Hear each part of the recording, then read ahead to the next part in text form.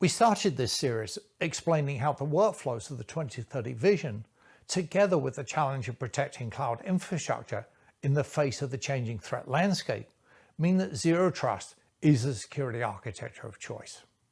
In this episode, we start to put it all together and get down to the practicalities, how Zero Trust can be applied to a real-life workflow. So let's make a movie, or at least let's make some dailies. We're going to use this workflow as our example. It describes the 6 parts of our workflow from pre-production to editorial and executive review. There are security requirements for each part, and we are going to look at how Zero Trust authorization policies and policy enforcement points can be used. Let's start with the shoot day. In our example, original camera files are sent from the set to the dailies lab on the camera data cards. And this has been the common practice for the last 15 years that digital cinema cameras have been in use. Once the data cards arrive at the dailies lab, they are unloaded and the camera files stored in the lab's working storage and other locations as a backup and for later use. Once the unloaded files have been verified, the data cards are returned to the set for reuse and the dailies process starts. The dailies tasks are synchronizing the sound to the picture, adding metadata from the camera logs, performing color correction, and then there will be director review and approval, and finally publishing the dailies to the downstream groups such as editorial and for executive review. That's the workflow.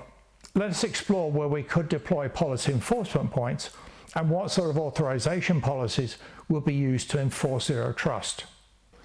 A straightforward way to deploy policy enforcement points is to use the access controls in the storage.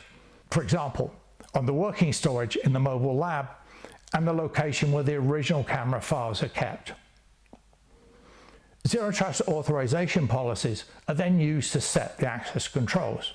Today, access controls are typically static, but authorization policies can implement the principles of least privilege dynamically, meaning that users only have the access they need until their immediate task is finished. Which of course brings us to the creation of authorization policies. Now ideally, the authorization policies are generated by the workflow because the knowledge of what needs to be authorized lies in the workflow.